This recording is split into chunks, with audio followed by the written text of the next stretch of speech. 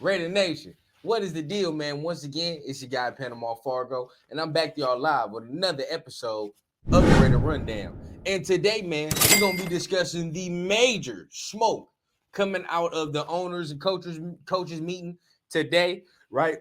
Coaches got to talking about their draft plans. AP got to talking about what he wanted to do. Also, other NFL coaches. So without further ado, let's go ahead and get into the intro and let's get into it.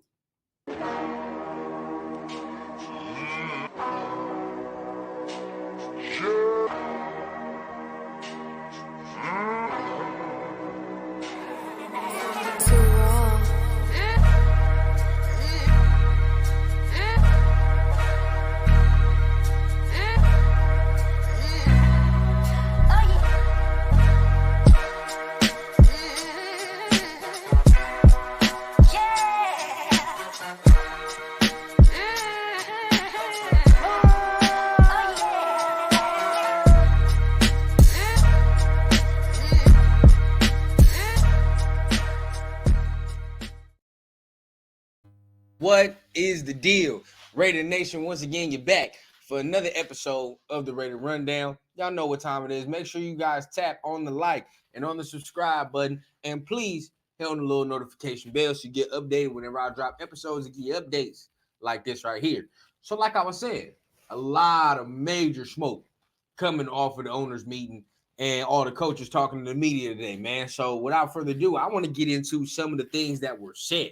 Okay, so before we really focus on the Raiders, let's focus on what's going on around the league, because in order for us to have the scenario that y'all know I won't, in order to trade up for a quarterback in any capacity, somebody's going to have to be willing to play ball. If you look today, okay, there are a number of ways that the Raiders have a path to get their guy. All right, you talk about one with the Commanders, okay? The Bears, I think, are just locked into Caleb Williams, and that's fine. That is what it is. But it starts getting dicey towards 2 and 3, even 4, okay? What do the Commanders do? Now, there was a report by Tom Pelissero today saying that, as you can see, the Commanders are very, very interested in J.J. McCarthy, right, as far as getting him with the number 2 pick. Me personally, I don't put a lot into this one, okay? Into this specific one, I don't put a lot into it. I think it's bullshit, right? I really do. And sometimes certain teams throw out bullshit reports to try to sway another team one way or the other.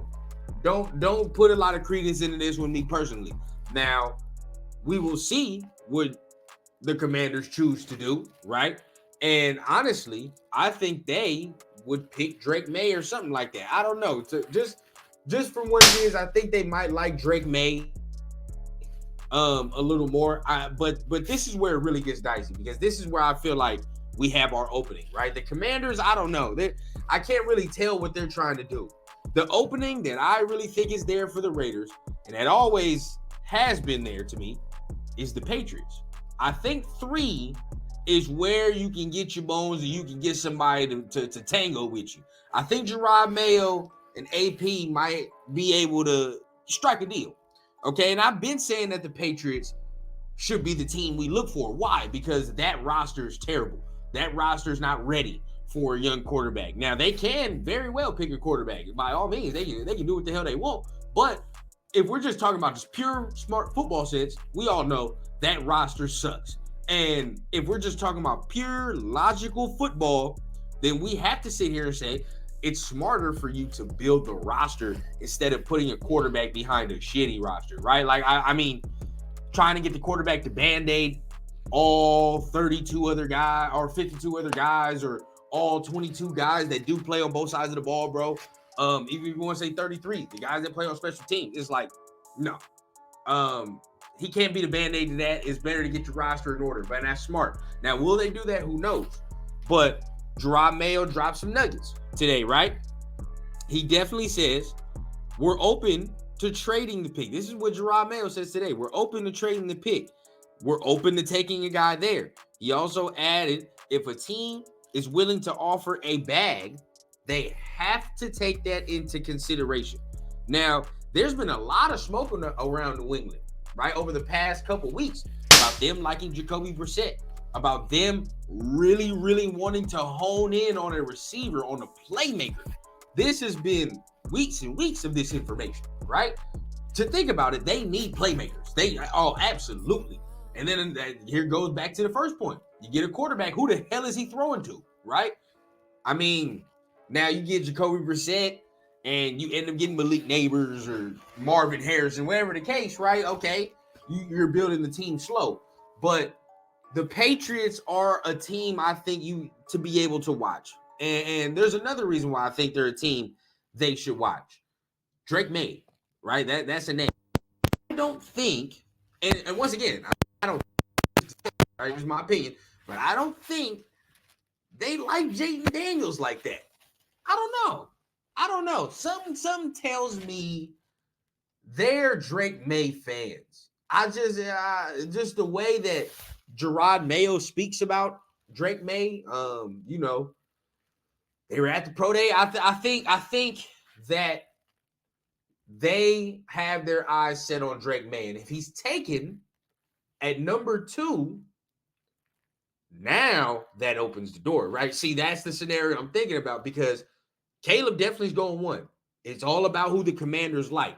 Now, there is a story that surfaces, and I know during the offseason, anytime a content creator or anything makes certain, accusations that they know something, they say, people say you don't know shit. But at the end of the day, I think sometimes more, especially where I'm at, more content creators definitely know more than I do. So I take everything with a grain of salt. But at the end of the day, if I hear some information that ends up having me revolve back to what that creator said, then you might have to put some stock into that. And why do I say that? Mitchell Renz, right? Not too long ago, and shout out to Mitchell Renz, he does his thing.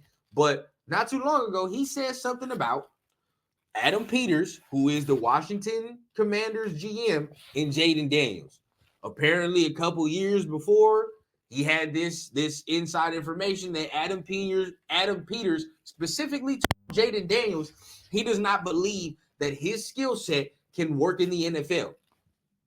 People saying, how does he have that connection? Brandon Ayuk, 49ers, right? Brandon Ayuk went to Arizona State with Jaden Daniels, blah, blah, blah. You see that connection there. But at the end of the day, right, if that has any smoke to that fire, right? And now you get to thinking about what they're going to do at number 2 if they really like Caleb, because the whole time we all knew the Commanders liked Caleb. Now they pivot. Who's their number 2 quarterback? And I have a feeling it might be Drake May. I don't think, even with the Patriots, they might like May. We might be in a situation about this where the number 2 pick Commanders don't really believe in Jaden like that on their board. So right? They get Drake May number 3. They not feeling Jaden like that. They can pass, right? That's on them. But for us, we talk about perfect situation. There it is, right?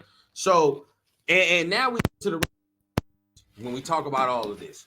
Why? None of this shit really matters unless our actual team wants to do that. Now, today he was asked about the quarterback situation in Antonio Pierce. He was asked about the quarterback situation and how it looks. Now, he said he loves Gardner Minshew's toughness. He loves his grit. He loves the way he plays the game and approaches the game. Same thing with Aiden. Now, he really dove into Aiden. Now, of course, he sat there and said that AOC will be the starter until proven otherwise, until somebody comes and takes the job, which I believe that is fair. It is fair, right? He's played well enough to have at least had the benefit going into camp that he will be the number 1 guy going into that. But I also do believe that it is fair to say if we draft a guy, whatever the case, that dude has full liberty to take your shit. That I think is fair too, because I don't think he played well enough for somebody to say, you got it all the way locked up, right? He don't have it all the way locked up. But I agree with the fact that he should start as 1 and somebody has to work to beat him. I agree with that. It makes it fair competition. Now, where it gets interesting is when AP is asked about what he wants to see more from Aiden. Right now, obviously, the mobility is something that continues to come up and is continuously a factor. And it will be, because Aiden will never be able to move, and AP acknowledged that. But then he's like, there are other things you can do, other ways to move within the pocket to still keep the play alive. And he alluded to the fact, like most people have, Hondo Carpenter, a lot of insiders, that Aiden O'Connell has worked, and it has been working since the season has ended on that mobility factor. What does that look like? We'll see. Can he be Joe Burrow? Can he be Tom Brady? And I know that's an extreme, but at the end of the day, we talk about pocket presence for dudes that aren't mobile at all.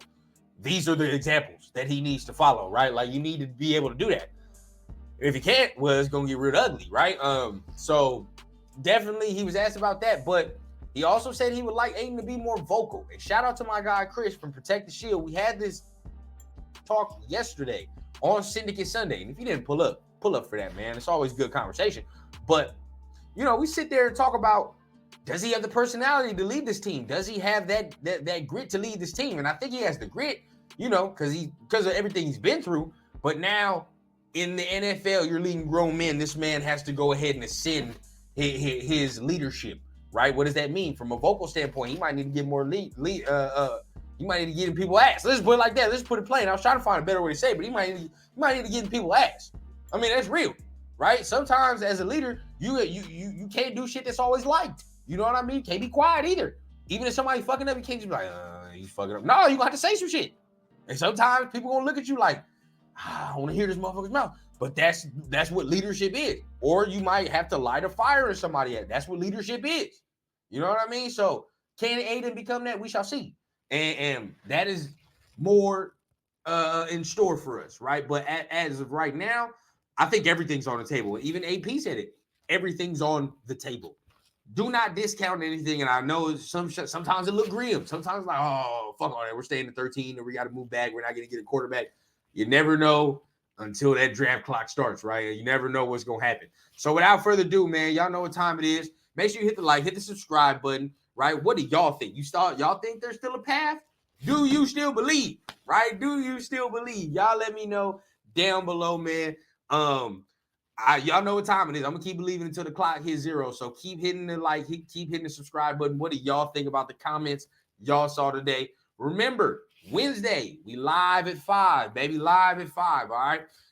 For my first rundown live show, man. Your boy rocking his solo on Wednesday. So make sure you guys pull up for that. Gonna be a very, very fun time. Remember, live at 5. And you know what happens, man, the rest of the week. Syndicate got you covered with all your Raider shit. So remember, hit the like, hit the subscribe button, man. And y'all know I keep it authentic from the clouds to the ground on the Raider Rundown.